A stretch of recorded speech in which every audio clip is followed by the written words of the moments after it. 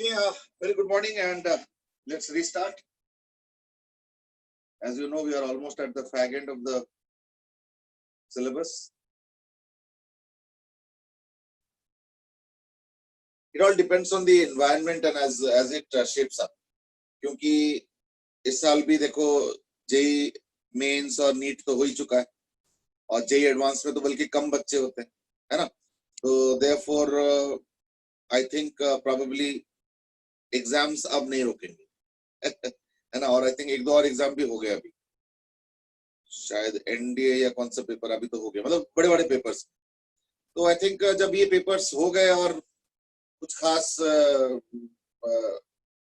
Negative news नहीं आया, तो I think even government will also have the courage to go ahead with the rest, है ना? Let's see, है ना? more messages from Rohan, Khushi, Akshit, धैर्य, एकता, शिवम। अक्षित is asked कि क्यू फैक्टर एडवांस्ड के सिलेबस में है क्या? डेफिनेटली, है ना? It's a part of the, even it's a part of NCERT book also. ऐसे भी नहीं कि एनसीईआरटी बुक में नहीं है और है ना हम कर रहे, ऐसे भी नहीं। तो it is definitely part of the syllabus पर से, ठीक है ना? पाइपलाइन ये होता है सुबह, that too a Friday morning. Everybody wants Friday morning to be a nice chilled morning ठीक है ना? चलो let's restart. We were discussing about a solar cell, और हमने बताया था कि सोलर सेल को सेल बोला जाता है क्योंकि वो खुद से करंट को सस्टेन कर सकता है। बस शर्त ये है कि सोलर सेल नाम दिया गया नहीं, सोलर पावर अवेलेबल होना चाहिए, ठीक है? सोलर पावर मतलब जैसे दिन के टाइम, ऑब्वियसली उसका एक डिसएडवांटेज भी है, दैट इज क्या ना, रात के टाइम वो एक्टिव नहीं रहता। So therefore now the research is two pronged. Number one is of course on solar cells, how to make it more efficient, how to make it more durable, how to make it more cost effective. ये research तो चल ही रहा है। साथ में एक parallel research और ये भी चल रहा है दैट कि उसको स्टोर कैसे किया जाए, तो like storage devices. Obviously solar cell का जो पावर है उसको हम बैटरी में सेव कर सकते हैं, और अभी तक तो यही कर रहे हैं, but actually batteries are very costly. ये जो केमिकल बैटरीज होता है, जो स्टोरेज वाला है, ये बहुत ही ज्यादा कॉस्टली होता है। So therefore actually effectively solar power becomes very costly if you want to use it as a fundamental power.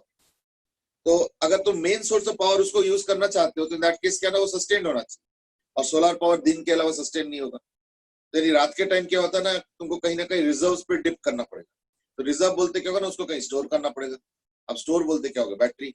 Batteries are very costly. So therefore, effectively today solar cost has become very less. The storage cost is very high. So therefore, the average cost of solar power is still on the higher side. इसलिए आज के दिन में solar का use क्या किया जा रहा है, सप्लीमेंटल पावर के लिए rather than main power. So what is the difference? Difference is that देखो दिन के टाइम सारे दफ्तर खुला रहता है, ऑफिस खुला रहता है ना? इवन जो मेट्रो है वो भी ऑन रहता है, सबर्बन रेलवेज जो ईएमयू वाले जो इलेक्ट्रिसिटी से रन होता है वो भी ऑन रहता है या नहीं? और रात के टाइम ये सारे बंद हो जाते हैं। सोच के देखो, रात के टाइम ये सारे बंद हो जाते हैं। तो देयरफॉर दिन के टाइम हमें पावर का रिक्वायरमेंट ज्यादा होता है और रात के टाइम कम हो जाता है by a decently good amount of margin. इसलिए हम क्या करते हैं ना, मेन पावर कर देते हैं थर्मल पावर, जो कि चलता ही रहता है, चलता ही रहता है, चलता ही रहता है। और जो सप्लीमेंटल पावर है वो हम लोग कर देते हैं सोलर पावर, फिर तुम्हारा जो है hydro energy and so on. क्यों? क्योंकि वो तो जब मर्जी, हाइड्रोजन तो जब मर्जी कर सकते हो ऑन ऑफ, और सोलर के अगर दिन में जो एक्स्ट्रा पावर चाहिए हम सोलर से कर। So there are issues with solar also, but as you know with time क्या हो रहा है ना, ये इश्यूज धीरे धीरे सॉर्ट आउट भी हो रहा है। तो hopefully with in a few years हम लोग शायद सोलर को एज ए मेन पावर भी यूज कर पाएंगे। प्लस इसमें एक गुड न्यूज ये है कि India is one of the pioneers now, not in terms of R&D but in terms of its implementation as to how much part will be solar and so on.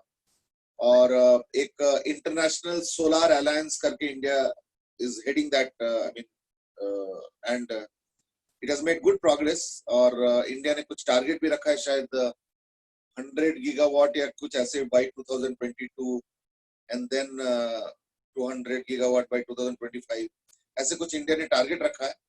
And pre COVID, ये COVID वाला period तो खैर थोड़ा सा unstable हो गया, but pre Covid period में अच्छा प्रोग्रेस हुआ है when it comes to solar power implementation, ठीक है ना.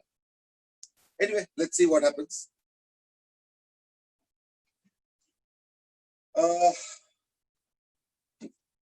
ओ अच्छा अच्छा, हाँ बात तो सही है, मैंने ग्रुप पे तो डाला ही नहीं, भूल ही गया.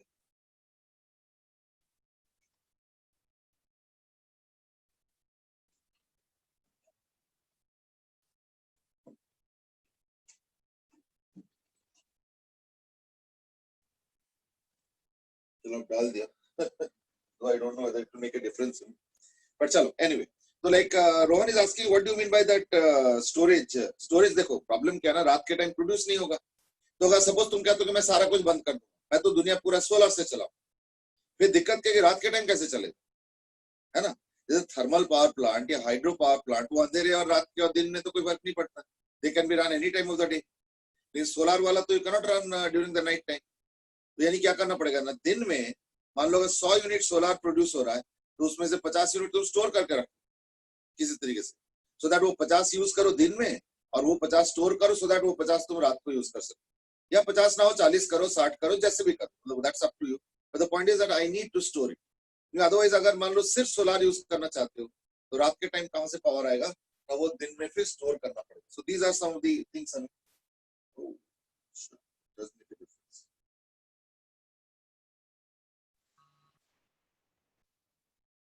ठीक है.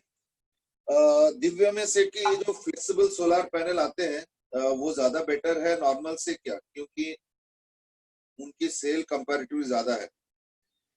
Well, Divyam, honestly speaking, now solar is being researched heavily, and almost every few months, some new discovery is being made.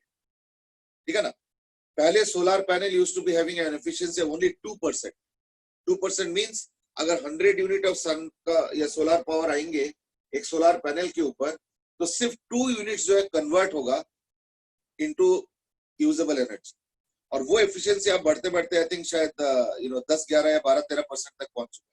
So that's a good achievement. ठीक है ना. That's number 1. Number 2 is that आजकल और भी बहुत सारी चीजें हो रहा है, जैसे फ्लेक्सिबल मूवेबल या रोटेटेबल या जो भी कहना चाहोगे, है ना, rotating panel. Reason being that कि देखो सुबह सन यहाँ पे होता है, दोपहर को यहाँ पे होता है, शाम को यहाँ पे होता है. तो ऑब्वियसली अगर एक सोलर पैनल को फिक्स रखो, जब सन एंगल पे आ रहा है तो उसका एफिशिएंसी कम होगा. तो इसलिए फेस करना चाहिए, यानी ऐसे होना चाहिए कायदे से. कायदे से कैसे होना चाहिए, ऐसे. और दिन में कायदे से ऐसे होना चाहिए, और शाम को कायदे से ऐसे होना चाहिए. So now they are using some very small motors which will slowly rotate the panel as per the time of the day. अब देखो ये भी एक इनोवेशन है या नहीं. तो इस तरीके से बड़े सारे इनोवेशन हो रहे हैं. और जहां तक पिन पॉइंटेड सवाल है कि flexible solar panel, well I'm not aware of what exactly is the technology or any innovation that is there in the flexible solar panel. Maybe if it is cheaper, then obviously I don't think I need to mention ki why it is more popular than the other ones. ठीक है ना. अच्छा अक्षित से इसकी अच्छा आज तो आपने पासवर्ड ही नहीं भेजा. एक्चुअली आजकल तो प्रिज्यूम कर लेता हूँ कि आप तो पासवर्ड सबको पता ही है. ठीक है ना, वो सीक्वेंस के हिसाब से चलते रहो तो पासवर्ड पता चल गया. ठीक है ना. अच्छा सत्यम इज नाउ आस्क अभी तक क्या हुआ. ओ अच्छा अभी तक गपशप हुआ है, don't worry. Divyam says that वो बेसिकली कार बॉनेट्स के लिए इनोवेट किया था, बट अब मोस्टली यूज हो रहा है. या आई मीन अब तो रिक्शा के ऊपर, कार के ऊपर, और अब तो इंडियन रेलवेज ने भी एक एक्सपेरिमेंट किया है कि इंडियन रेलवेज का जो छत है वो पूरा एक जगह से दूसरी जगह जाता है और पूरा सन के साथ एक्सपोज रहता है पूरा दिन मतलब जब तक डे टाइम है. तो क्यों ना उस पे एक लाइट सा सोलर पैनल लगा दो और यूज इट फॉर एनर्जी. और ये किया गया. और कई ट्रेन्स में क्या किया गया जिनमें एक्सपेरिमेंटली इसको इम्प्लीमेंट किया गया. अभी मास स्केल में तो हुआ नहीं, but I hope it is done mass scale also. कई ट्रेन में क्या हो रहा है कि उसका जो एसी और ये सब जो हेवी ड्यूटी अप्लायंस है वो तो नॉर्मल पावर से चलाया जा रहा है, लेकिन जो बल्ब, लाइट, फैन, जो छोटे मोटे जो चीजें होता है जिनके लिए इतना ज्यादा हेवी पावर नहीं चाहिए, they are actually being run with the solar power and with the battery also. so that it is saved and during night time light white जो है उसी से चल रहा है. So that experiment is also happening. I mean, so a lot of things are happening, ठीक है ना? And I hope that things become better and better as far as power is concerned. कि solar power के साथ सबसे बड़ा benefit क्या है? It is non-polluting, ठीक है ना? Plus देखो एक प्लान इंडियन गवर्नमेंट के करीब करीब 7-8 साल से मैं सुन रहा हूँ. आई डोंट नो कि वो इतना कितना इम्प्लीमेंट हुआ है और कितना इम्प्लीमेंट नहीं हुआ है. And that is to cover all the canals. जितने भी कनाल्स है ना इंडिया में उनको कवर कर लो भाई सोलर पैनल्स. उसके ह्यूज एडवांटेजेस है. देखो अगर मान लो ये कनाल है, ठीक है ना, तो just cover it by solar panel. That's it. ये सोलर पैनल हो गया और ऐसे करके एक तरफ वो एक तरफ तो cover it by solar panel. ऐसे करके बहुत सारे सोलर पैनल से कवर कर लो. ये देखो ऐसे करके यूं, ऐसे करके यूं. तो इसके नीचे से पानी जा रहा है और ऊपर जो है सोलर पैनल से ढक दिया सब. That's number 1. समुद्र में और लेक्स में फ्लोटिंग सोलर पैनल्स का भी प्लान है. फ्लोटिंग सोलर पैनल अगर ये वाटर है तो कुछ ऐसा वो बना दिया, ऐसे बना दिया और ये हो गया सोलर पैनल, ठीक है ना. उससे क्या फायदा होता है कि ऑक्सीजन जो चाहिए होता है वाटर प्लांट्स या एनिमल्स को वो भी मिल रहा है क्योंकि काट तो नहीं और ऑक्सीजन तो सप्लाई वो हो रहा है. और क्या हो रहा है, टेम्परेचर थोड़ा डाउन रहता है. इसमें क्या होता है कि वो जो ढक गया ना कनाल्स काफी हद तक 30-40-50%, इससे क्या होगा उसके इवेपोरेशन कम हो जाता है. सो देयरफॉर कनाल वाटर का some billions of litres of water का सेविंग्स होता है. अदरवाइज कनाल्स में सबसे बड़ा प्रॉब्लम क्या है कि हम लोग का कंट्री में इतना गर्मी होता है कि कनाल्स में से पानी काफी एवापोरेट कर जाता है. तो कनाल्स जो है में से वाटर काफी कम हो जाता है. बट देन इससे क्या होगा ना वो प्रॉब्लम सॉर्ट आउट हो गया. दूसरी बात, सोलर पैनल्स के साथ एक प्रॉब्लम क्या है कि रेगुलरली उसको क्लीनिंग करना पड़ता है. कोई ज्यादा हाईफाई क्लीनिंग नहीं है, बस पानी डाल दो. क्यों? क्योंकि उसमें डस्ट जमा होता है. अब डस्ट जमा होते ही क्या होता है उसकी एफिशिएंसी धीरे धीरे डाउन हो जाता है. तो उसको क्लीन करना पड़ता है. तो कैनाल्स में अगर ढक दो तो बहुत अच्छा है. क्यों? क्योंकि इसी पानी को बस इसके अंदर पोर कर दो, तो ये साफ करके फिर उसी कैनाल में गिर जाएगा. पानी का भी वेस्टेज नहीं होगा, है या नहीं, और वो क्लीन भी हो गया. So these are some big advantages when it comes to filling up canals with solar panels. तो ये सब प्लानिंग हुआ है बट आई डोंट नो कितना इम्प्लीमेंट हो रहा है और नहीं हो रहा है, क्यों नहीं हो रहा है, I don't know. There is a lot of bureaucracy also which does not want to implement too many things. चलो खैर, anyway let's come back to our actual core technical discussion and that is ये हो गया solar cell. तो मैं एक बार quickly discuss कर लेता हूँ. ये एन टाइप है और ये पी टाइप. और हमें पता है कि एन टाइप में से इलेक्ट्रॉन्स इधर आ जाते हैं तो ये माइनस साइड हो जाता है और ये प्लस साइड. इसका मतलब क्या हुआ कि यहाँ पे एक इलेक्ट्रिक फील्ड प्रोड्यूस होगा that will be in this direction. अब मैं एक काम करता हूं. अच्छा एक चीज जो कह रहे थे अभी दिव्यम इज दैट वो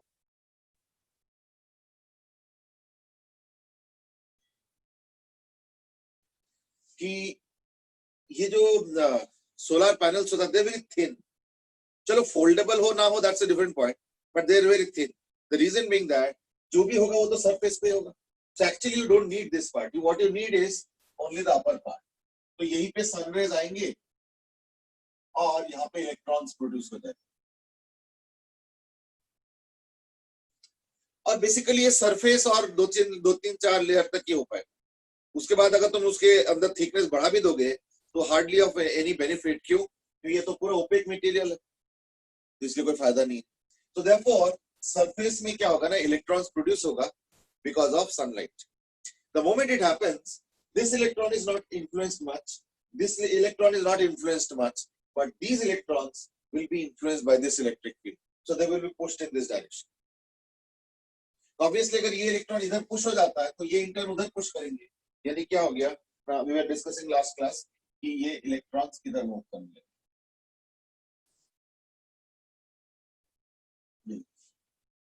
So this is electrons.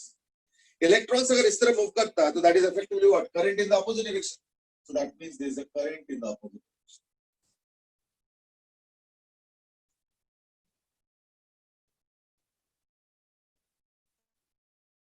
So there is a current in this direction. So in this case, In this case मैं देख रहा हूं कि there is a current in the in the clockwise direction, and obviously then electrons are moving in the anti-clockwise direction. वैसे एक अच्छी बात क्या देखो कि हमारे स्कूल के छत में भी देखा होगा कि सोलर पैनल लग गया है ना, उससे कई एडवांटेजेस है. एडवांटेज नंबर 1 इज दैट छत का जो सरफेस होता है ना, उसमें अगर डायरेक्ट सनलाइट आता है ना, तो सरफेस धीरे धीरे ना क्रैक कर जाता है. अब सोलर पैनल लग गया तो छत जो है डायरेक्ट सनलाइट के कांटेक्ट में नहीं आता, so the life of the roof surface actually increases और improves. So these are side benefits other than the fact that now we are able to produce power. और हम लोग के छत में, स्कूल के छत में बहुत सारे सोलर पैनल लगा हुआ है, और मुझे एग्जैक्टली याद तो नहीं आ रहा, बट वो कहा जा रहा है कि कई एसीज उससे हम रन कर सकते हैं. यानी जो टोटल पावर प्रोड्यूस हो रहा है, that is not some kind of a negligible value or something like that. No, it is quite a big amount of power which is being produced. ठीक है ना. अब बाकी देखो क्या है. चलो फाइन, एनीवे अब ये देखो करंट क्या है, क्लॉकवाइज. तो current clockwise, electrons anti clockwise. अगर मैं इस करंट को एनालाइज करूं तो इन दैट केस क्या है कि देखो ये जो एन टाइप है, इसको अगर मैं ऐसे रखूंगा तो ये हो गया फॉरवर्ड बायस, है या नहीं. और अगर मैं ऐसे रखूंगा तो हो गया reverse bias. This reverse bias. क्यों? क्योंकि एन टाइप के साथ पॉजिटिव टर्मिनल रखा गया, so this is reverse bias. और अगर ये सेल रखता मैं instead of this solar panel, अगर मैं ये सेल रखता तो भी यही करंट देता. यानी इफेक्टिवली ये करंट क्या हो गया, effectively this current is therefore, ये जो करंट है this is similar to a reverse bias current. ठीक है. This I is similar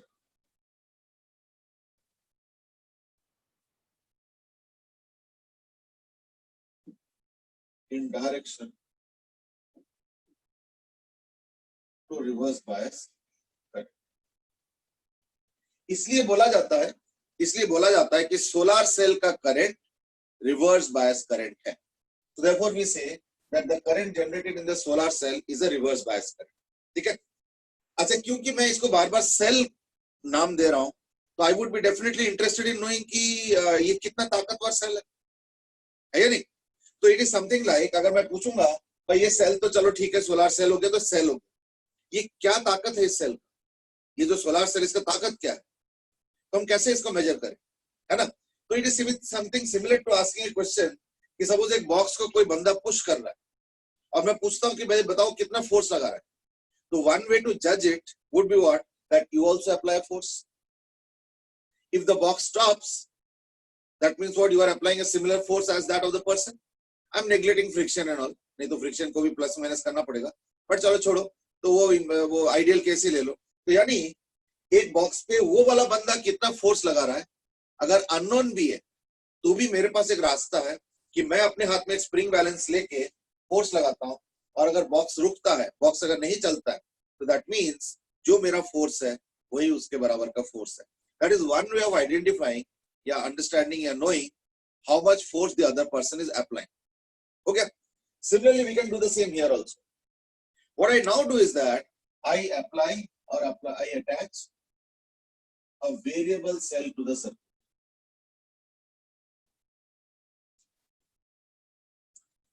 variable cell पहले 0 वोल्ट से स्टार्ट करो, फिर क्या करो, उसका वेलोसिटी क्रैंक अप करना शुरू करो. क्रैंक अप करने का मतलब होता है बड़ा करना, यानी ज्यादा करना. अब जरा सोचो, ये जो सेल मैंने लगाया, ये जानबूझ के मैंने कैसे लगाया ना, जो करंट जनरेट हो रहा है सोलर सेल से उसके ऑपोजिट डायरेक्शन. देखो ये सेल इधर करंट भेजना चाहता है, यानी जो सोलर करंट प्रोड्यूस हुआ है उसको अपोज करेगा. तो ऑब्वियसली इन दैट केस क्या होगा, जैसे जैसे तुम वोल्टेज को क्रैंक अप करोगे यानी बढ़ाओगे, तो क्या होगा, सोलर करंट घटेगा. तो एज E इज इंक्रीज्ड, ठीक है, as E is increased I would decrease. ठीक है. तो कोई ना कोई पॉइंट पे I 0 होगा. That voltage will be called as the cutoff voltage. So when I is equal to 0, the value of E at that moment is called cutoff voltage. अच्छा, ऐसे जितने भी ग्राफ्स होते हैं देखो ये सारे नॉन लीनियर होता है, तो अप्रोक्सीमेट अगर ग्राफ बनाओगे तो देखा जाता है कि ऐसे ग्राफ आई वी, क्योंकि ये रिवर्स बायस करंट है इसलिए मैं आई को प्लॉट करूंगा नेगेटिव, और कोई बात, तो ये हो गया आई, ठीक है ना। तो ये इनिशियल आई है जब मैंने सेल का वोल्टेज 0 रखा है। जैसे जैसे सेल का वोल्टेज बढ़ाओगे ना ऐसे ऐसे करके, तो देखना करंट का वैल्यू घटेगा, और अप्रोक्सीमेटली देखा जाता है कि इसका जो ग्राफ होता है वो ऐसे होता है। This is C, this voltage is called as the cut off voltage. तो अगर मैं आप पूछूंगा कि what is the strength of the solar cell in terms of its voltage, है या नहीं, तो मैं क्या बोलूंगा, equal to that of the cut off voltage, क्योंकि ये कट ऑफ वोल्टेज वो पॉइंट है जहां पे सोलर सेल इधर करंट भेजना चाहता है, हमारा जो वेरिएबल सेल वो इधर करंट भेजना चाहता है, और नेट करंट 0 है। दैट मींस सोलर सेल का ताकत अब इस सेल ने न्यूट्रलाइज कर दिया, so therefore we can say that the strength of the solar cell in terms of voltage is equal to the value of the cut off voltage, ठीक है। so that's how, तो ये graph लगभग ऐसे आता है। ऑब्वियसली ये तो एक्सपेरिमेंटली देखा गया, ठीक है ना।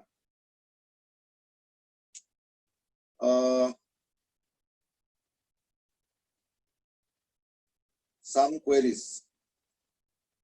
अच्छा तो नहीं कमेंट, अच्छा दीपियम से इसकी देखो गवर्नमेंट तो अभी इतना अच्छे से इम्प्लीमेंट नहीं कर पाए, इसका प्रूफ क्या है ना, हम लोग के स्कूल के सामने भी तो एक कनाल है, एक्चुअली एक नहीं है दो है ठीक है ना, और दोनों में से किसी में भी सोलर पैनल नहीं लगा हुआ।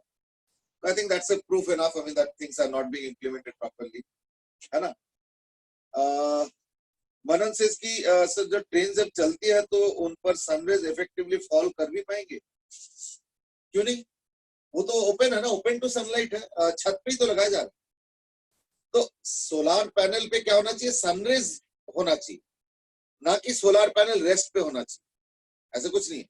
So even if it is on a moving way, the energy of the sun will continuously be there, and electrons will be produced continuously. So look at the phenomena. It is only that the sun rays should be falling on it. That's the only thing. और कोई वो नहीं, ठीक है ना।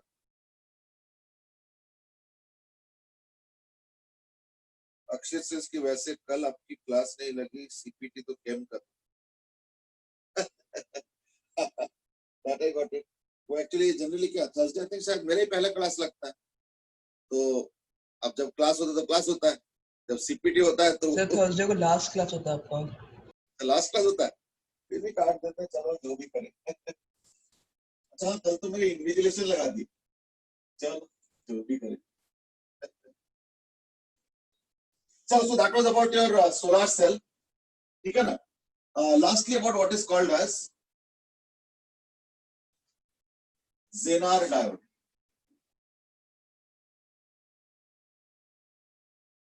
ठीक है।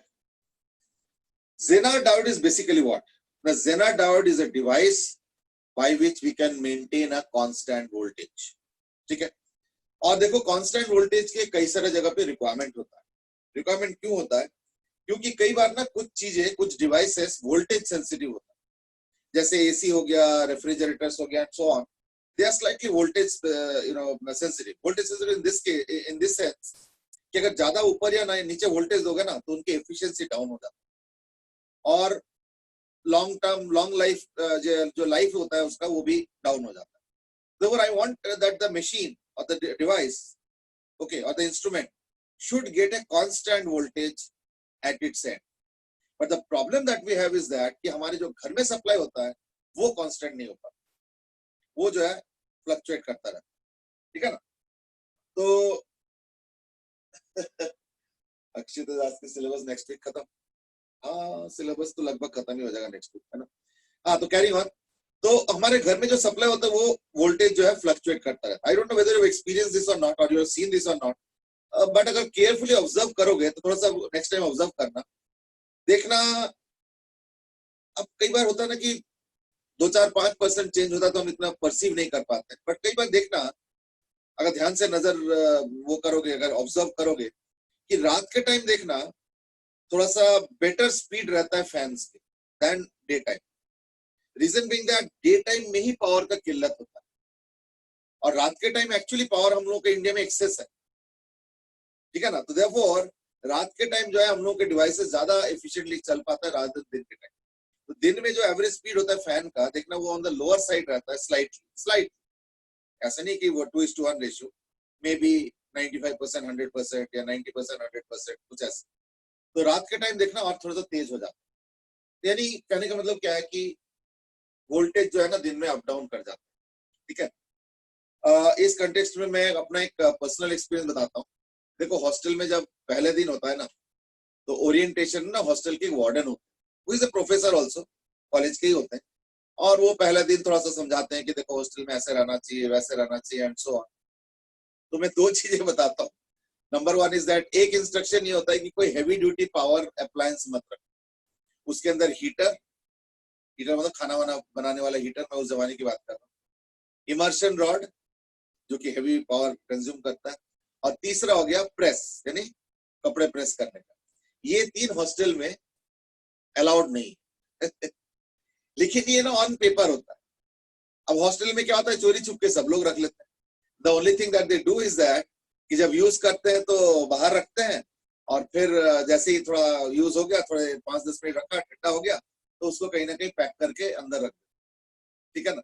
तो कई बार सरप्राइज चेक्स होता था हॉस्टल में। सरप्राइज चेक्स कुछ नहीं है, बस हर कमरे में नॉक करके चले जाएंगे, दरवाजा खोलेंगे, दरवाजे से देख लेंगे ऐसे कुछ है तो नहीं, फिर चले जाएंगे। कोई ऐसे नहीं कि कोई एक एक चीज सर्च करेंगे ना, वो तो फिर तो पूरे दिन लग जाएंगे। आई मीन एक एक हॉस्टल में 200-300 कमरे होते हैं, तो एक एक कमरे में अगर मान लो 2 मिनट भी लगाओ या 3 मिनट भी लगाओ, तो 200 इंटू 3 मतलब 600 मिनट, यानी 10 घंटे लग जाएंगे, तो वो तो पॉसिबल नहीं है, ठीक है ना। तो देयरफॉर बस नॉक किया, दरवाजा खोला, ऐसे ही ग्लांस नजर दिया, चले गए, यही होता था। तो अब हम लोग के एक बार कुछ राइट्स वाइट्स हुए थे, तो पूरे हॉस्टल क्लोज हो गए। अब क्लोज का मतलब क्या हुआ, पुलिस वाले आए और गेट में आए और सडनली अनाउंस किया, भाई सब हॉस्टल खाली कर दो, अब यूनिवर्सिटी बंद हो जाएगा कुछ दिन के लिए, सब हॉस्टल खाली करके तुरंत चले जाओ, बस 1 घंटे का टाइम है। पुलिस वाला खड़ा था वहां पे गेट पे, मान लो उस समय कुछ 4 या 5 बज रहा था, बोले 1 घंटे का टाइम है, खाली करके सीधे चले जाओ अपने घर में, और नहीं तो जिसको आउट स्टेशन है वो सीधे चले जाओ स्टेशन। स्टेशन मतलब बनारस का स्टेशन। चलो जो भी है, तो हम लोग सब जो भी सामान वामान, थोड़े बहुत कपड़े वपड़े, थोड़े बहुत सर्टिफिकेट्स और जो भी 1-2 किताबें ले गए, घर जाना था तो ले कुछ दिन के लिए, तो ले गए। अब इंटरेस्टिंगली क्या हुआ, लॉक करने से मना कर दिया, लॉक फिर हॉस्टल का लग गया। इंटरेस्टिंगली क्या हुआ, उसके कुछ दिन बाद हॉस्टल में ना वो हुआ, व्हाइट वॉश हुआ। अब व्हाइट वॉश अगर अंदर करना होगा तो इन दैट केस क्या हुआ, सामान तो सारा खाली करना पड़ेगा, तो सारा सामान खाली करके कॉमन रूम में रखा गया। और अगर कमरे 200 होंगे, मुझे याद तो नहीं आ रहा है, पर अगर 200 कमरे होंगे तो कम से कम 160-70 तो प्रेस निकले, कपड़े प्रेस, 100 से ऊपर हीटर निकले, सारा जब्त हो ठीक है ना। So that was one experience. ये सब हॉस्टल के चलते रहते हैं। जो दूसरा एक्सपीरियंस है वो इंटरेस्टिंग। अब हुआ क्या, एक और चीज हॉस्टल में बताया जाता था इज दैट, ये वार्डन नहीं बताया था पहले दिन, इज दैट कि देखो बिजली का बचत करो, है ना, वैसे ही किल्लत है, और उससे यूनिवर्सिटी का भी खर्चे कम हो जाएंगे वगैरह वगैरह, है ना, मतलब कॉलेज का, है ना, IIT BHU। तो अब स्टूडेंट्स तो स्टूडेंट्स ही होते हैं। अब मान लो मेरे घर में या मेरे रूम में मतलब फैन चल रहा है, लाइट चल रहा है, कई बार म्यूजिक सिस्टम चल रहा है, रेडियो चल रहा है, कुछ टीवी नहीं था हॉस्टल रूम में, मतलब इंडिविजुअल रूम्स में टीवी नहीं था, इंटरनेट तो था ही। तो यही सब थे, रेडियो, है ना, और कैसेट रिकॉर्डर, प्लेयर, फिर फैन, लाइट, ये सब। मान लो तुमको खाना खाने जाना है, मेस में जाना है, तो कई बच्चे तो सब लाइट वाइट ऑफ करके ये वो करके जाते थे, कई लोग नहीं भी जाते थे, ठीक है ना। तो एक इंसिडेंट मुझे याद है कि अब जैसे, अब ये तो खैर सेल्फ प्रेस का कोई जरूरत नहीं, बट अब जैसे कि लाइक मैं तो खैर हमेशा बंद करके जाता था, ठीक है ना। अब थोड़ा सा आइडियलिज्म होता है कॉलेज लाइफ में, कई लोग नहीं भी जाते थे। अब हम लोग मेस में खाना खा रहे हैं, सुबह का टाइम है, ब्रेकफास्ट चल रहा है, मतलब थोड़ी देर बाद कॉलेज में जाना पड़ेगा, मतलब क्लासेस वर्सेस के लिए। सडनली क्या हुआ, जितने भी मेस के ट्यूब लाइट्स थे सब उड़ गए suddenly. Now you might say ये कैसे हो गया ना, एक्चुअली क्या हुआ, सडनली ना स्पाइक वोल्टेज आ गया। उस समय बहुत प्रॉब्लम होता था, अब तो खैर काफी स्टेबलाइज कर गया। उस जमाने में ग्रिड में बहुत प्रॉब्लम होता था, हर 15-20 दिन, महीने, 2-3 महीने में क्या होता था, एकदम से वोल्टेज आ जाता, अप डाउन कर जाता। तो उस समय क्या हुआ, सडनली स्पाइक वोल्टेज आ गया होगा, सडन वोल्टेज हाई हो गया, तो सारे ट्यूबलाइट उड़ गए, ब्रूम ब्राम ब्रूम ब्राम ब्रूम सब उड़ गए और जल गए। तो कोई किसी में से धुआं आ रहा है, किसी में कुछ, पूरे मेस के सारे ट्यूबलाइट्स उड़ गए। और इंटरेस्टिंगली करीब आधे जनता सब खाना वाना छोड़ के सब दौड़े। अब तुम लोग क्यों दौड़े, क्योंकि उन्होंने अपने कमरे में ट्यूबलाइट फैन वैन सब चला के आए हैं। अब उनको तो पता होगा कि मैं तो चला के आया हूँ। अब अगर ये ट्यूबलाइट्स अगर मेस वाला उड़ गए तो हमारे कमरे वाले भी उड़ गए। तो बाद में हम लोग तो आराम से ब्रेकफास्ट करके, ये तो सब ब्रेकफास्ट छोड़ के चले गए, हम लोग तो आराम से ब्रेकफास्ट, हमें तो कोई चिंता नहीं है भाई, सब तो बंद है, क्या चिंता है ना। तो ब्रेकफास्ट करके हम पहुंचे और सबके सर पे हाथ, किसी का डेक खराब हो गया है, और डेक मतलब महंगे महंगे डेस्क रखते थे कुछ लोग, किसी के ट्यूबलाइट सारे उड़ गए, किसी का फैन खराब हो गए, एटसेट्रा एटसेट्रा। तो उस दिन तो इलेक्ट्रिशियन को बहुत फायदा हुआ, वो आके पूरे रात तक काम किए, किसी का कुछ खराब है तो किसी का कुछ खराब है, तो सब कुछ करके एंड ऑल, ठीक है ना। तो this are things that happen. फिर वार्डन भी आए थे, उन्होंने फिर से बताया कि देखा बच्चों, हमने तुम लोगों को बताया था कि कम से कम जो है, जब कमरा छोड़ के चले जाते हो तो कम से कम चीजें जो है ऑफ करके जाया करो, है ना। तो उस दिन हॉस्टल में ना भी हो तो मेरे ख्याल से 100-150 ट्यूबलाइट उड़ गए होंगे ठीक है ना। कुछ लॉबी वाले, कुछ मेस के अंदर, कुछ यहाँ वहाँ जो भी है सब उड़ गए, कुछ जो हमने जो ये थे। तो यानी देखो क्या है कि कांस्टेंट वोल्टेज हम चाहते हैं, लेकिन कांस्टेंट वोल्टेज हो नहीं पाता है या नहीं। तो कांस्टेंट वोल्टेज लाने का या रखने का या मेंटेन करने का, खैर अब तो टेक्नोलॉजी काफी अलग आ गया है। Now we are talking about different technology, but जो थोड़ा सा पुराना टेक्नोलॉजी वो है use of a Zener diode, ठीक है। Now what does a Zener diode signify, वो देखें। तो a normal diode forward bias में क्या होता है, थोड़ा सा करंट बढ़ता है। और अगर याद करके देखो, मैंने फॉरवर्ड बायस कैरेक्टरिस्टिक्स बताया था, ये हो गया आई इन मिली एम्पियर, ये वोल्टेज पॉजिटिव है, तो यानी फॉरवर्ड बायस, तो ये पॉजिटिव हो। इधर वाला जो वोल्टेज है वो नेगेटिव है, यानी रिवर्स बायस। तो रिवर्स बायस में जो करंट होता है दैट इज एक्सट्रीमली लो, इसलिए हम इसका प्लॉटिंग ही करते हैं micro ampere, remember we discuss this. और उसके बाद भी करंट लेवल्स काफी नीचे होता है, यानी ऐसे देख रहे हो कितना जल्दी सैचुरेशन हो गया, है ना। I hope I am sure you are seeing कितना जल्दी देखो सैचुरेशन हो गया। लेकिन इसमें क्या होता है, सैचुरेशन तो हुआ है और करंट बहुत कम है, लेकिन तुम तो वोल्टेज बढ़ाए जा रहे हो पीछे साइड, बैक साइड, मतलब रिवर्स बायस वोल्टेज। तो एक स्टेज आता है जब वोल्टेज इतना ज्यादा होता है दैट यू नो, और फील्ड इतना ज्यादा होता है that the electrons are like almost pulled out of its parent atom. और ये एक दो एटम में से नहीं होगा, ये मास स्केल में होगा। तो एकदम से क्या होता है, एवलांच हो जाता है, means a huge rush of electrons. और उस चक्कर में क्या होता है, ये यहाँ पे देखो वोल्टेज लगभग कांस्टेंट और करंट का वैल्यू देखो एनी वैल्यू है। तो हम लोग इसी को यूज करते हैं एज जेनार्ड डायोड। तो इसको हम लोग कहते हैं VZ, यानी जेनार वोल्टेज या ब्रेकडाउन वोल्टेज भी कहते हैं, ठीक है ना। ब्रेकडाउन हो जाता है और उसके बाद वोल्टेज नहीं चेंज होता, उसके बाद क्या होता है, करंट ही चेंज होता है।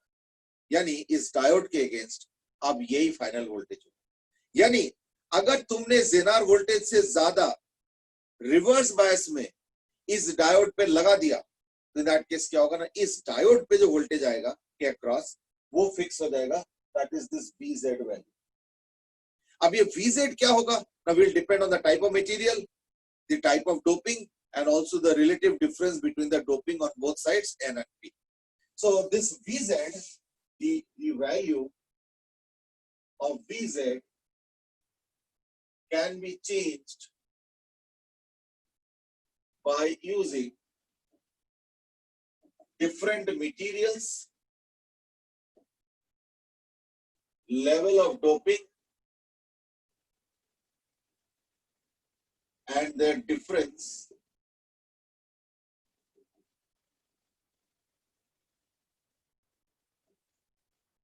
in N and P. Also, by using different dopant atoms. यानी देखो हर जगह रिक्वायरमेंट अलग है. सपोज मुझे रिक्वायरमेंट है 32 वोल्ट का, भाई 32 फिक्स्ड वोल्टेज चाहिए, किसी और को चाहिए 150 वोल्ट, किसी को चाहिए 6 वोल्ट, किसी को चाहिए 80 वोल्ट. अब ये इतने सारे वोल्टेजेस को कैसे मैनिपुलेट करोगे ना. देखो ये जो जेनर वोल्टेज है ये डिपेंड करेगा, ये डिपेंड करेगा कौन सा मटेरियल यूज कर रहे हो, एन और पी, क्योंकि ये तो अल्टीमेटली पीएन जंक्शन है. तो एन और पी में क्या मटेरियल यूज कर रहे हो, सेम मटेरियल, अलग मटेरियल वगैरह वगैरह, उस पर डिपेंड करेगा. लेवल ऑफ डोपिंग एन में कितना है, पी में कितना है, यानी उनका डिफरेंस उस पर मैटर करेगा. फिर डोपिंग किस चीज से कर रहे हो, दोनों में सेम कर रहे हो, मतलब दोनों में क्या बोलते हैं सिमिलर कर रहे हो, अलग कर रहे हो, वगैरह वगैरह. तो डोपेंट एटम वगैरह वगैरह. So that therefore we can go on changing the VZ value by changing these parameters. तो आज के दिन में हमें नया कुछ नहीं करना पड़ता. We don't have to rediscover the wheel. What we do is that we already have manuals. Suppose तुमको 40 वोल्ट चाहिए, तो 40 वोल्ट का VZ का क्या स्पेसिफिकेशन होना चाहिए, ये ऑलरेडी साइंटिस्टों ने सब बना रखा. तो तुम बस वो 40 वोल्ट के पास आ जाओ, उसमें देख लो 8-10 ऑप्शंस है, तो उनमें से कोई सा भी चूज कर लो as per your requirement. That's okay. ठीक है. तो यानी आज कोई नया रिसर्च नहीं करना पड़ता 40 वोल्ट के लिए. 40 वोल्ट का बनाया हुआ है ऑलरेडी कि ये वाले सारे ऑप्शंस है, उसमें कोड दिया हुआ है, तुम उस कोड के हिसाब से मंगवा लो या बनवा लो या खरीद लो या जैसे भी कर लो. तो therefore you can easily get that 40 volt thing. तो अब इसका यूज कैसे होता है देखो. पहली बात तो जेनर वोल्टेज का सिंबल थोड़ा अलग है. ये है इसका जेनर वोल्टेज का सिंबल. यानी नॉर्मल डायोड का जो सिंबल है, sorry Zener diode, normal diode का जो सिंबल है वो तो ऐसे है, दिस इज नॉर्मल डायोड. और जेनर डायोड में क्या है ना कि थोड़े से दो लाइंस ऊपर नीचे लगा देते हैं यहाँ पे, so it becomes a Zener diode. Number 2 is that Zener diode is always operated in reverse bias as per the graph. So always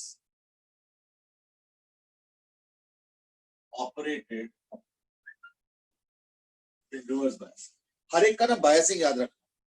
जैसे LED forward bias, photo diode reverse bias, solar cell unbiased, और अब हम discuss कर रहे हैं Jenner diode, ये भी reverse bias. अब रिवर्स बायस में यूज कैसे होता है देखो. यूज इस तरीके से हो जाएगा कि सपोज आई से कि मैंने ना कुछ वोल्टेज सप्लाई की, ये V0, ये मैंने सप्लाई की with this being positive and this being negative, ये मेरा सप्लाई है. और मैंने यहाँ पे एक रेजिस्टेंस रखा और यहाँ पे एक जेनर वोल्टेज रखा, मतलब जेनर डायोड रखा.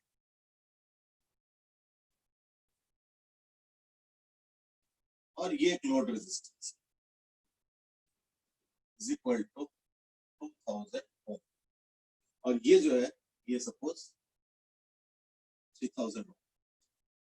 ये जो जेनर का जो वो है डायोड है, सपोज इसका जो VZ है वो दिया हुआ.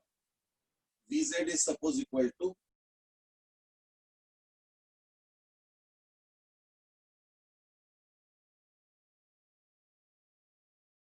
20 ओम. ये गिवन है. अब तुमको फाइंड आउट करना है I and IZ. IZ means the current in the Zener diode. To find, और फिर IL भी निकाल लो. IL means current in the load resistance, वो भी निकाल लो. तो for various values of V0, ये V0 है, ये है I, ये हो गया IZ, और ये हो गया IL.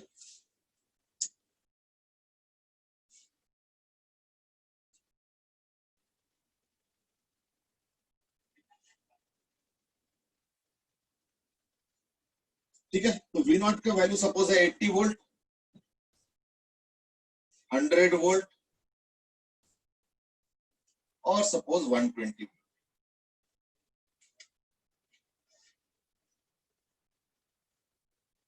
तो पता क्या होगा इस केस में ना, तुम जो मर्जी सप्लाई करो वो कोई दिक्कत नहीं है. तुम जो मर्जी सप्लाई करो वो कोई दिक्कत नहीं है. जेनर के अक्रॉस वही बनेगा. यानी तुमको एक चीज और इंश्योर करना पड़ेगा, एंड दैट इज कि V0 जेनार से ऊपर होना चाहिए, क्योंकि अगर मान लो वी नॉट का वैल्यू तुम अगर 10 वोल्ट दोगे तो जेनार पे तो 10 वोल्ट से भी कम जाएगा, फिर वो ब्रेकडाउन मोड में नहीं आएगा, फिर उसका वोल्टेज 20 पे फिक्स नहीं रहेगा। 20 पे फिक्स कब होगा? जब इसके क्रॉस तुम 20 से ज्यादा दोगे, है नहीं? जैसे मान लो 50 दे दिया, 100 दे दिया, कुछ भी दे दिया, तो 100 दिया होगा तुमने, बट इसके अक्रॉस क्या होगा? 20 वोल्ट ही होगा। That is how the thing works. ठीक है ना?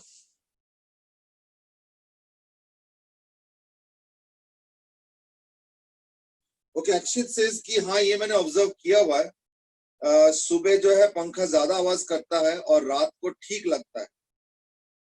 Okay, now this is an interesting observation in this sense कि देखो एक्चुअली पता है क्या ना, कि दिन में आवाज कम लगना चाहिए और रात को आवाज ज्यादा लगना चाहिए, है ना? बट वो नहीं हो रहा है, मीन्स पावर जो है उसमें ज्यादा है या जो भी, आई डोंट नो, क्योंकि दिन में तो और भी सारे साउंड्स होते हैं, है ना, आसपास के एंड ऑल दोस थिंग्स। रात को थोड़ा साइलेंट हो जाता है माहौल, तो फैन का आवाज और प्रोमिनेंट होना चाहिए, बट नहीं आ रहा है, एंड फैन का स्पीड बढ़ रहा है। So that's an observation. चलो फिर, एनीवे नाउ लेट्स स्टार्ट।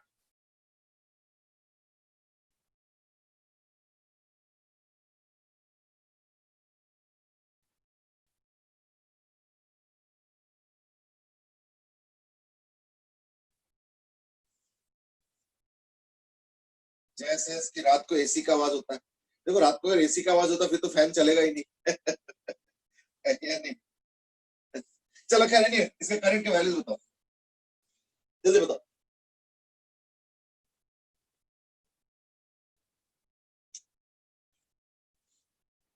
यानी अगर तुमको जेनार ऑपरेट करना है तो ध्यान रखना है कि ये वी नॉट का जो वैल्यू है वो हमेशा जेनार से ज्यादा होना चाहिए।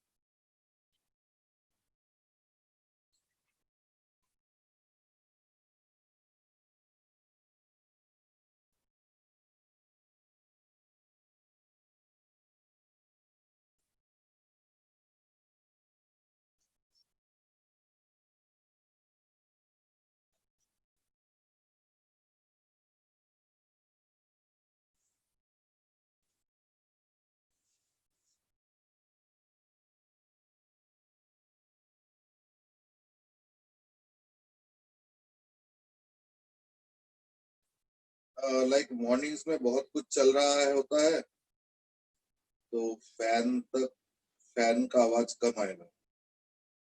हाँ वही मैं कह रहा हूँ, ये कायदे से एक्चुअली दिन में आवाज कम सुनाई देना चाहिए फैन का, और रात को ज्यादा सुनाई देना चाहिए, क्योंकि रात को बाकी बंद हो जाते हैं, तो फैन का ही फिर प्रोमिनेंट खुल के आना चाहिए। बट ये, but your observation is little opposite. Anyway there could be many parameters.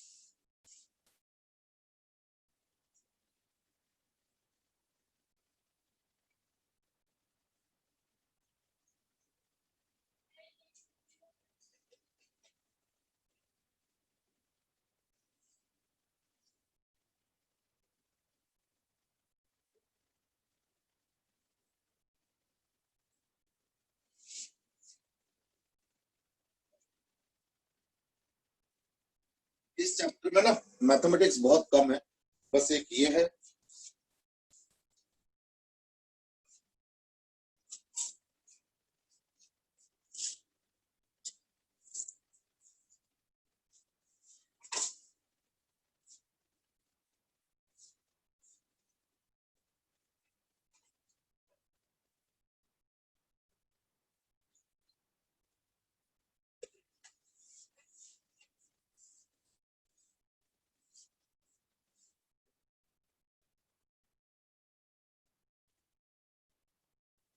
चलो नाउ लेट मी स्टार्ट, या मैं एक काम करता हूँ, इन द मीनवाइल अटेंडेंस ले लेता हूँ,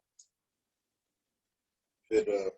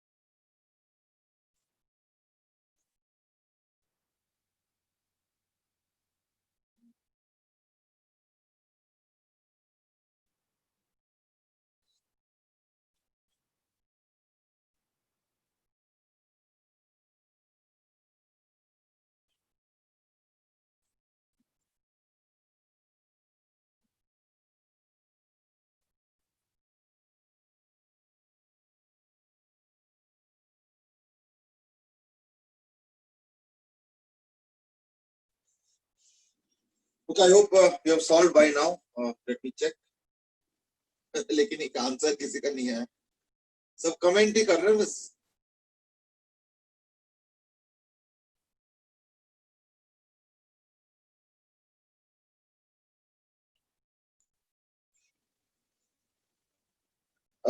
सत्यम से इसकी ये फर्क तब पता चलता है जब लाइट जाती है,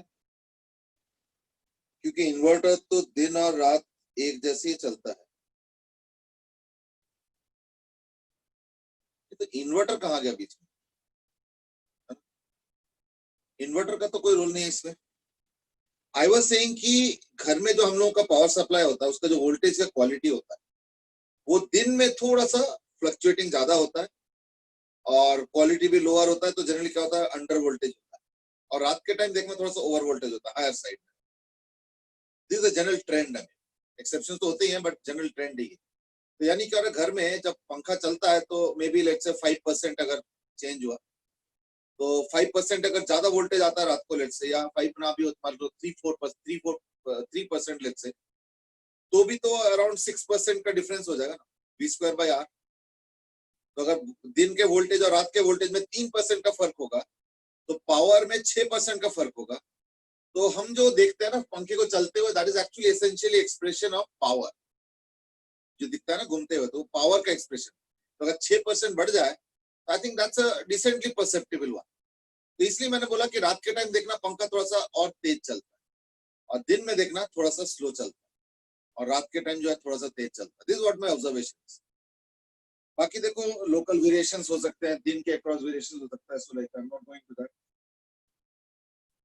चलो let me see whether there is an answer or not. Answer कोई नहीं दे रहा है. सुबह वोल्टेज क्वालिटी खराब होता है, लेकिन जब इन्वर्टर चलता है तो क्वालिटी बेटर होता है उसका. May be that is what सत्यम मेंट.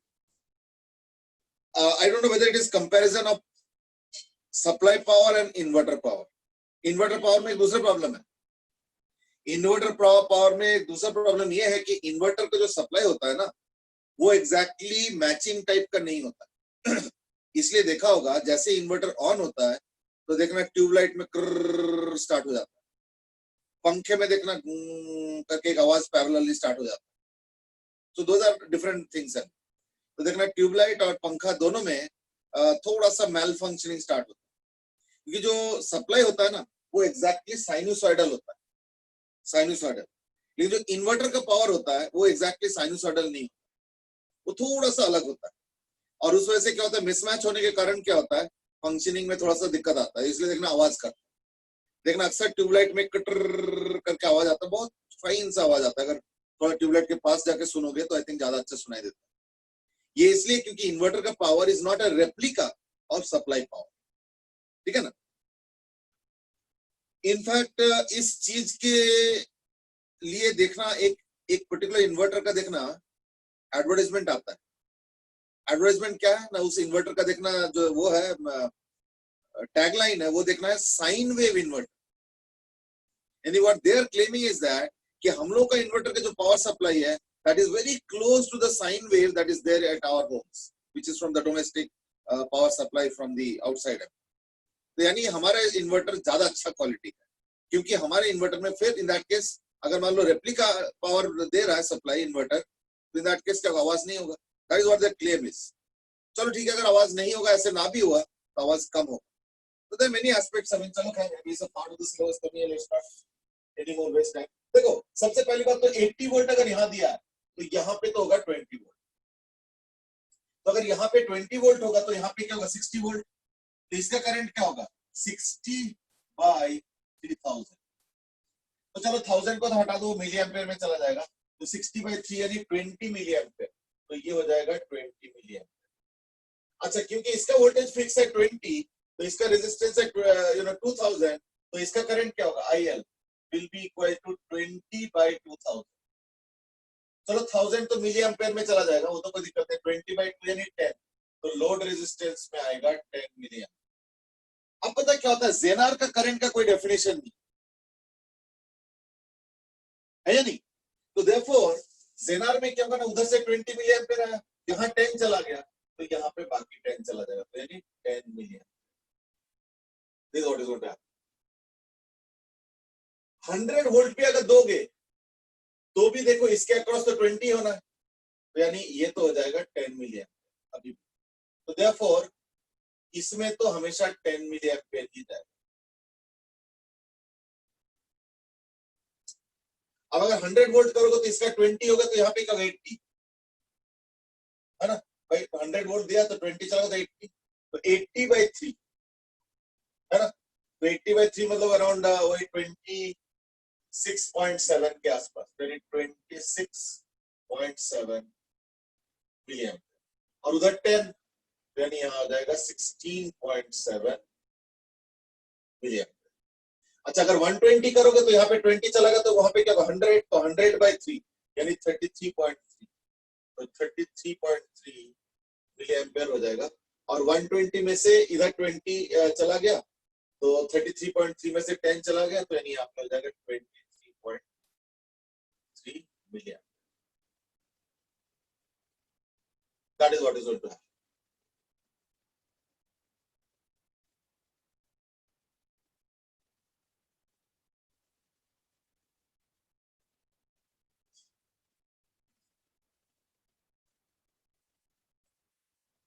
ठीक है, अच्छा ये बता सकते हो कि what should be V naught minimum?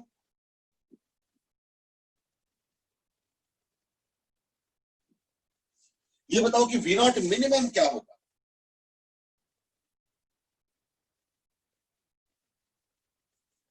इस सर्किट को मेंटेन करने के लिए what should be the V naught minimum that I must apply? Rohan says की वो आवाज तो ट्रांजिएंट करंट्स की वजह से भी नहीं होता इन्वर्टर में।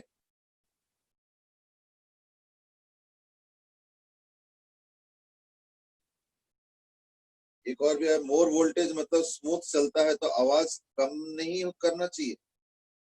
नहीं समझे नहीं बेटे, देखो पता है क्या होता है कि ये जितने भी इलेक्ट्रिकल डिवाइसेस डिजाइन किया गया ना, they have been designed for a sinusoidal voltage. इनके अंदर इनहेरेंटली साउंड कम करने का या एफिशिएंटली काम करने का डिजाइन बनाए, समझ रहे ना? तो therefore let's say excuse me, तो लेट्स से अगर मान लो साइन वेव के जगह कुछ भी और आता है ना, तो यानी इनके इनहेरेंट जो डिजाइन है वो उसमें मिसमैच होगा, तो आवाज प्रोड्यूस होता है, समझ ना? So it is not that inverter is not supplying the same voltage, inverter same voltage दे रहा है, लेकिन चक्कर क्या है ना कि इन्वर्टर का जो पावर है, अब जैसे मान लो जो रेगुलर पावर है वो है सपोज साइन फंक्शन ऐसे, और इन्वर्टर का पता चला ऐसे है कुछ, जैसे ऐसे है कुछ ऐसे, suppose I am just giving an example. तो ये जो पावर सप्लाई कर रहा है इसका एवरेज तो वही है जो नॉर्मली होना चाहिए, लेकिन इसका पैटर्न अलग है। तो जब ये पैटर्न का करंट उस डिवाइस में जाएंगे ना, तो इन दैट केस वो अपने एफिशिएंट उसमें फंक्शनिंग नहीं करेंगे। तो मैनिफेस्टेशंस कैसे होता है, आवाज होता है एटसेट्रा एटसेट्रा, तो दैट्स हाउ इट हैपेंस। ठीक है ना? खैर ये थोड़ा अलग डिटेल से इसमें जाने नहीं जाते यू नो। तुरंत एक आंसर आ गया, कार्तिक सेज की ये तो 20 वोल्ट देना पड़ेगा, आर्यन साउस सेज की नहीं, मिनिमम तो कम से कम 50 वोल्ट देना पड़ेगा। ठीक है ना? तो 50 volt is the right answer.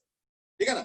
अच्छा इसका रीजन क्या है? यू माइट सी कि आपको 20 तो चाहिए, तो 20 दे दो सप्लाई, या 20 पॉइंट कुछ कर दो तो हो जाएगा। नहीं होगा, पता है क्यों? क्योंकि देखो 20 जब वोल्टेज होता है ना, तो इसका जो करंट है वो 10 मिली एम्पियर, तो इसका मतलब यहाँ पे कम से कम करंट 10 मिली एम्पियर तो होगा, थोड़ा ज्यादा हो कोई बात नहीं, बट 10 मिली एम्पियर तो होगा ना। तो देयरफॉर अगर यहाँ पे 10 मिली एम्पियर चाहते हो भाई, वो करंट का 10 इधर आ गया मान लो, और मान लो यहाँ पे अप्रोक्सीमेटली 0 कर लो, या यहाँ पे माइक्रो एम्पियर लेवल पे कुछ करंट होने दो या जो भी है, तो इन दैट केस क्या होगा ना, 10 मिली एम्पियर तो कम से कम करंट हो।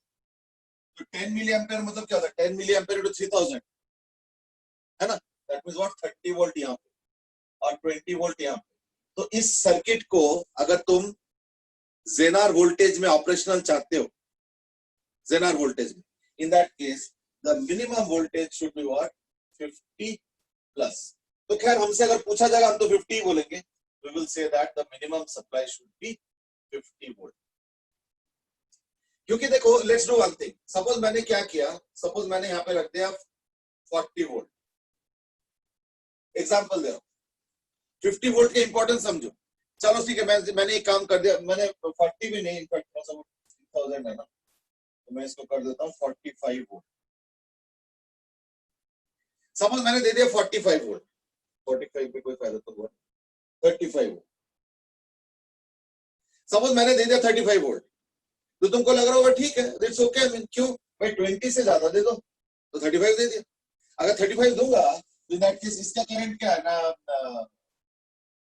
10 मिली एम्पियर, इसका 10 मिली एम्पियर, 20 वोल्ट, तो इसका क्या 15 मिली एम्पियर, सॉरी 15 वोल्ट, तो इसका करंट क्या हो जाएगा 15/3000, ये तो वहां चला गया, यानी 5 मिली एम्पियर। अब बताओ ये कैसे हो सकता है कि यहाँ पे तो 5 मिली एम्पियर करंट आ जाए और पैरेलल में एक में 10 मिली एम्पियर। और अगर ये हो भी जाए तो इन दैट केस क्या करना पड़ेगा, तो फिर करंट कुछ यहां से जाना चाहिए, ये तो फिर फॉरवर्ड बायस करंट हो गया। जेनार डायोड हमेशा रिवर्स बायस के मोड में ही अप्लाई कर सकते है नहीं, तो देयरफॉर 35 वोल्ट नहीं चलेगा। The minimum voltage that you require is actually what ना, 50 वोल्ट, 50 प्लस, ठीक है ना। 50 वोल्ट पे चक्कर क्या होता है कि इसका करंट जीरो हो जाता है, क्योंकि देखो 10 मिली एम्पियर यहाँ बना, 10 यहाँ से चला गया, तो इसमें इसके तो कुछ भी नहीं जा रहा, बट कुछ तो जाना चाहिए ना। So that's why you need a voltage above 50 volt for this to operate. ठीक है, so these were some of the devices हमें। देखो अगर जेनार पे क्वेश्चन आएगा, देखना इसी टाइप के क्वेश्चन है, और तो कुछ खास आते नहीं, ठीक है ना। या ये वाला पूछ लेते हैं मिनिमम कितना चाहिए, तो V naught is equal to 35, फिर क्या हो गया, पॉसिबल नहीं, ये नॉट पॉसिबल, ठीक है। So that was about your Zenar diode and Zenar voltage and Zenar operation.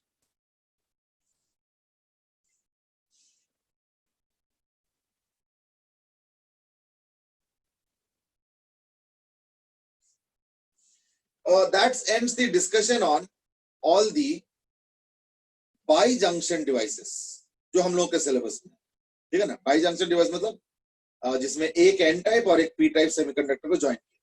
इसके बाद स्टार्ट होता है what is called as tri junction devices, ठीक है ना, ट्राई जंक्शन डिवाइसेस। तो tri junction devices is not in syllabus anymore.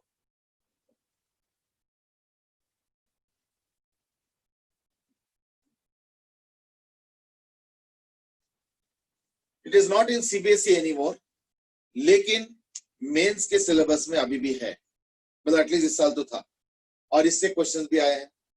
So therefore जब तक कुछ कंफर्मेशन ना मिले, या तो एक काम कर सकते हैं, अभी स्किप कर देते हैं अगर मेंस में अनाउंसमेंट होता है कि हाँ ये सिलेबस में है,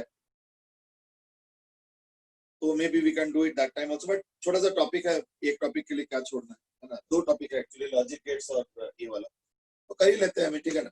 एक दो दिन लगेंगे, अच्छा ही है, थोड़ा बहुत टाइम भी निकल जाएगा। So we will do both of them. One is logic gates and the other is tri-junction devices, यानी transistors. तो ये हम लोग excuse me, ये अब हम लोग अगले दिन ही करते हैं, आज नहीं करते। In the meanwhile मैं थोड़ा सा बता देता हूँ, is that practicals में एक तो तीन वो लिख लो, देखना ऑप्टिकल बेंच, एक प्रिज्म। तो एक तो ऑप्टिकल बेंच में एक ने देखना कनकेव मिरर के ऊपर है, और दूसरा एक लेंस के ऊपर, तो ये दोनों कर लेना, और एक प्रिज्म।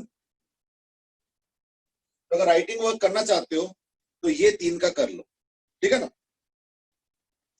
क्योंकि अगर अभी बीच बीच में क्लास, ठीक है ना, थैंक यू सर। तो मंडे के क्लास में कर लेंगे शायद, या मे बी मैक्सिमम ट्यूसडे अगर लॉजिक गेट्स भी कर लेते हैं तो ठीक है। एंड आफ्टर दैट एक दो ना छोटे छोटे टॉपिक्स है, जैसे ईएम वेव्स के ऊपर है, थोड़ा सा इंस्ट्रूमेंट्स के ऊपर कर लेंगे।